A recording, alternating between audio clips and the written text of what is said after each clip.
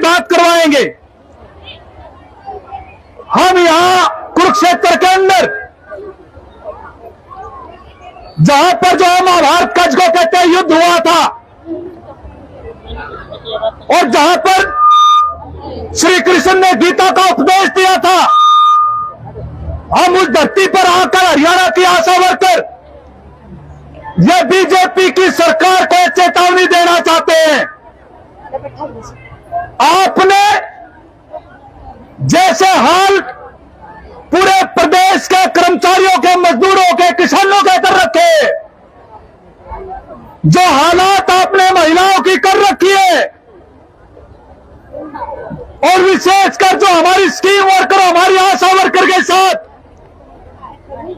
जो आप व्यवहार कर रहे हो, हम यहां से ऐलान करते हैं, जैसा आप हमारे साथ पिछले 8 साल से 6 साल से कर रहे हो, 2 महीने बाद इसका दुगना भुगता कर देंगे। ये बताना चाहते हैं हरियाणा के इलेक्शन में आप लेकर आए हैं। हम जो हिसार में गए थे अपने विभाग के स्वास्थ्य मंत्री के पास, सारा दिन वहां धूप में बैठे रहे।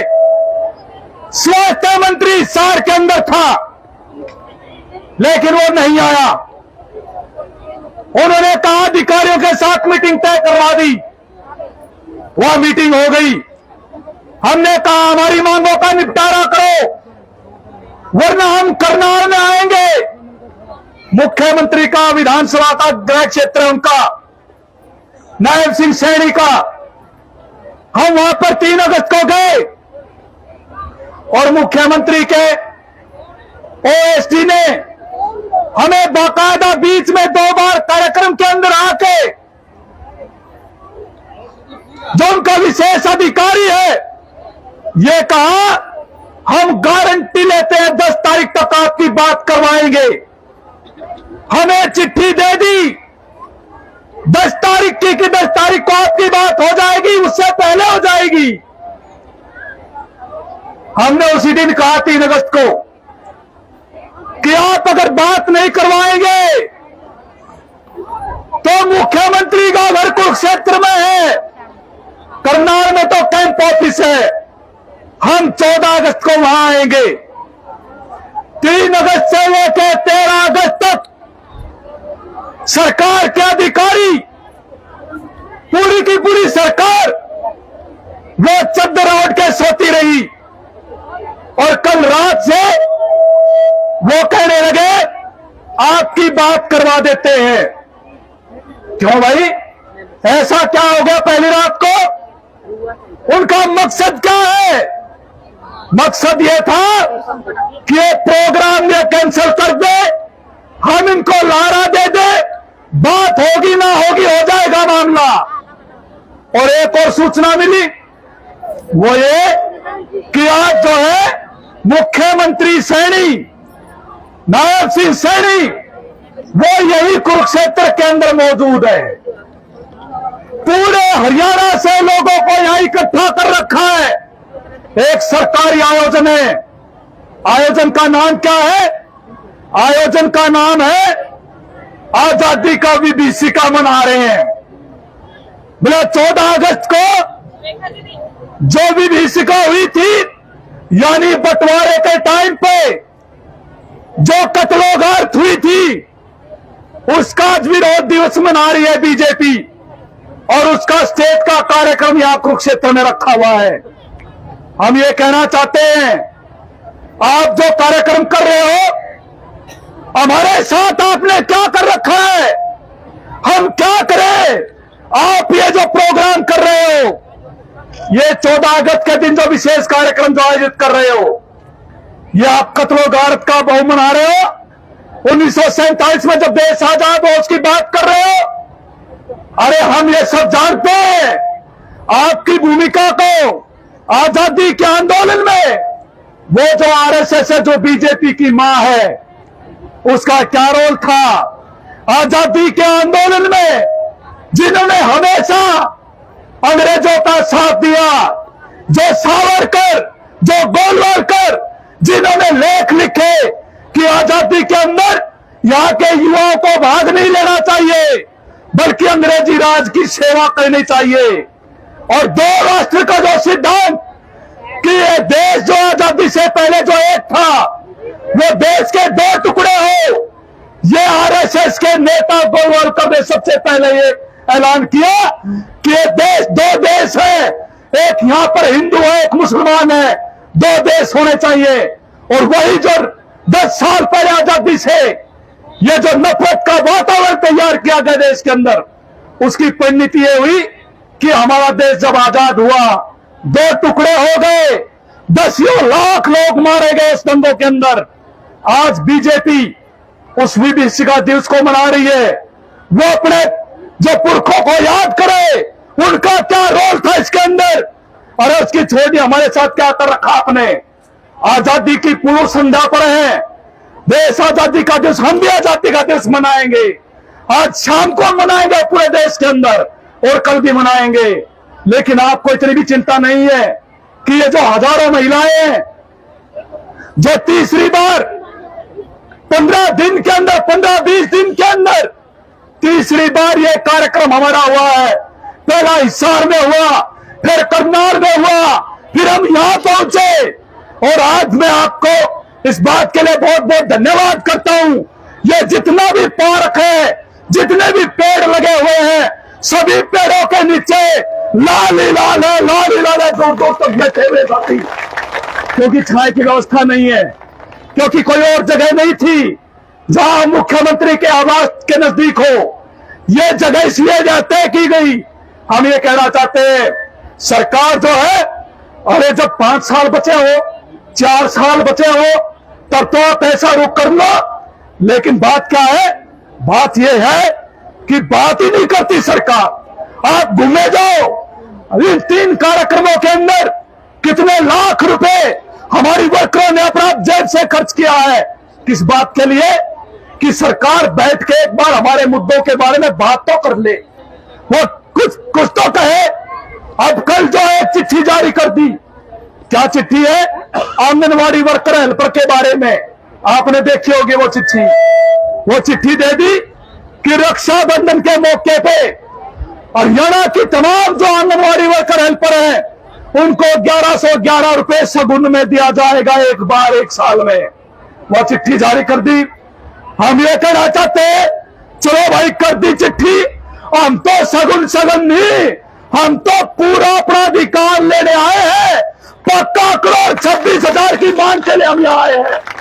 ये सगुन देके भाई, सगुन देना कुछ और देना है।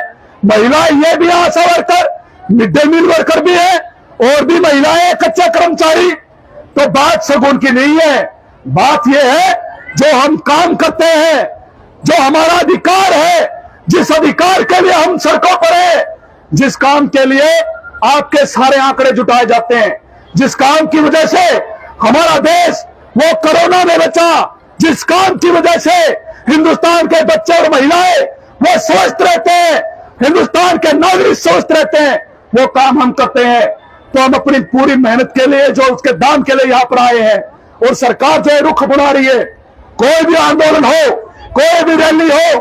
पिछले दिनों आंगनवाड़ी वर्कर हेल्पर ने रैली की अंबाला के अंदर 5 अगस्त को, आज तक कोई टाइम नहीं दिया। मिड डे मील ने रैली की 21 तारीख को, कोई टाइम नहीं दिया। ग्रामीण स्थायी कर्मचारियों ने रैली की 23 तारीख को करी, अभी फिर करी 11 तारीख को करनाल में, कोई टाइम नहीं दिया। अलग अलग हिस्से, चाहे कर्मचारियों का हो, चाहे अलग विभागीय यूनियनों का है, आंदोलन कर रहे हैं। सरकार सुन रही है। सुन क्यों नहीं सुन रही? वो ये समझते हैं कि हमारे हरियाणा के अंदर बीजेपी जो है वो जातीय आधार पर लोगों को आपस में बांट के, वो पैसे के दम पे वो वोट खरीद सकते हैं, वो वोट को ले सकते हैं। ये गलतफहमी बीजेपी को है। बीजेपी का पूरा इतिहास आप देखेंगे, हम देखेंगे, 82 के बाद से उनका पूरा इतिहास है कि वो हमारे समाज के अंदर नफरत के बीज बो के, हिंदू मुसलमान करके, जात पात करके हमेशा राज में आई है। ये उसका इतिहास रहा है, वो यही उनकी कहानी है। 2019 में भी, उससे पहले भी बीजेपी के ही नेताओं ने पूरे हरियाणा में आग लगाने का प्रयास किया था। वो जो 35-1 का जो आरक्षण आंदोलन चला 2016 में, जिसकी वजह से बीजेपी 2019 में फिर राज में आई। आज वो सोचते हैं ये कर्मचारी है या आशा वर्कर है या कोई और कैटेगरी है, करने दो आंदोलन, हम वोट ले ही लेंगे। उनके दिमाग में ये बात है। लेकिन हम ये कहना चाहते हैं, ये जो आशा वर्कर है, ये केवल 20,000 आशा वर्कर नहीं है, ये 20,000 आशा वर्कर हरियाणा की 2.25 करोड़ जो आबादी है उस तक इसकी पहुंच है।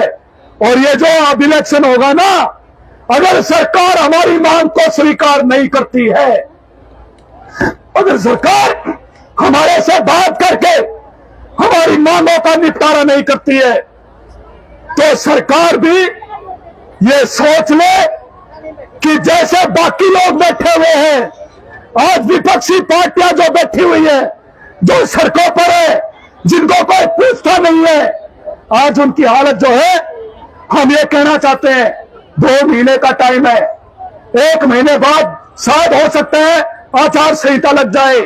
सरकार का अगर उसको सद्बुद्धि है, हमारी मांगों का निपटारा करे, वरना जो है, जो हमारी ताकत है, जो लोकसभा चुनाव में एक ट्रेलर हरियाणा की जनता ने दिखाया, विधानसभा में वो पूरी फिल्म दिखाएंगे। और बीजेपी के नेता आज तो हम आपके आए हैं, हम नायब सैनी जी को कहना चाहते हैं, आज आपके यहां आए हैं, आपके दरवाजे पे आ रहे हैं, जैसा सलूक हमारे साथ आप कर रहे हो, मैंने पिछली बार भी कहा था, अब की बार भी मैं कहना चाहता हूं, जब कोई जो है दामाद के पक्ष से, कोई ससुराल के पक्ष से जब कोई मान करता है, तो उसकी मान को डबल करके उल्टा देना पड़ता है। ये होता है ना अपने हरियाणा के अंदर रिवाज है, ये उसको डबल देना पड़ता है। मान लिया कोई माड़ा 500 की डालेगा तो बटे होते 1100 देने पड़ेंगे। हम ये कहना चाहते हैं बीजेपी को, जो आपने हमारा हाल कर रखा है, आपको दुगना करके देंगे चुनाव में, याद रखियो। ये कहना चाहते हैं, इसलिए आप हमारी मांगों का निपटारा करो। हमारी नहीं, हरियाणा के जितने भी सियाज आंदोलन के अंदर है, आप उनकी मांगों का निपटारा करो और जो उनके हक है उनको पूरा करो।